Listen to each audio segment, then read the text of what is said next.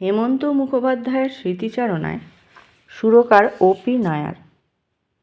কর্মক্ষেত্রে আমাদের দুজনের প্রথম যোগাযোগের মুহূর্তটি বড় মধুর স্মৃতিতে ভরপুর। হেমন্তবাবুকে জানি অনেক দিন থেকে। ফিল্মের মানুষের জীবনে আমি অনেক পরিবর্তন দেখেছি, আমার নিজের ক্ষেত্রেও তা প্রযোজ্য। কিন্তু আমার মতে হেমন্তবাবু একজন ব্যতিক্রম।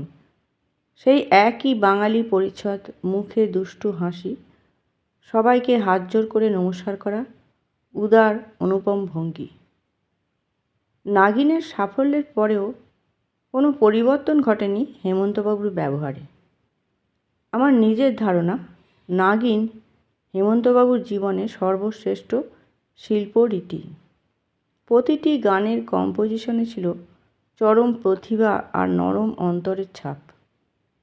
এস মুখার্জির সম্বন্ধ ছবিতে আমার সুরে উনি প্রথমবার গেয়েছেন এবং আমার ধারণা উনি অসম্ভব ভালো গেয়েছিলেন এবং সেই সঙ্গে উল্লেখযোগ্য এক টেকে এই গানটি হয়েছিল।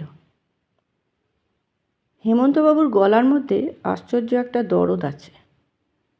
সেই দরদই ওর মধুর কণ্ঠকে কখনো নিয়ে যায় রোমান্সের রাজ্যে, কখনো তা হয় বেদনা গভীর, অনেকটা সায়গলজির মতন। সম্বন্ধে আমার সুরে ওকে গাইয়ে আমি গর্বিত। ভবিষ্যতেও আমাদের দুজনকে একত্রে পাবেন আপনারা। সুরের অনন্ত জগতে সুরকার গায়ক অনেক এসেছেন, স্বক্ষেত্রে চরম জনপ্রিয়তা পেয়েছেন, আবার সময়ের স্রোতে অনেকে ভেসেও গেছেন।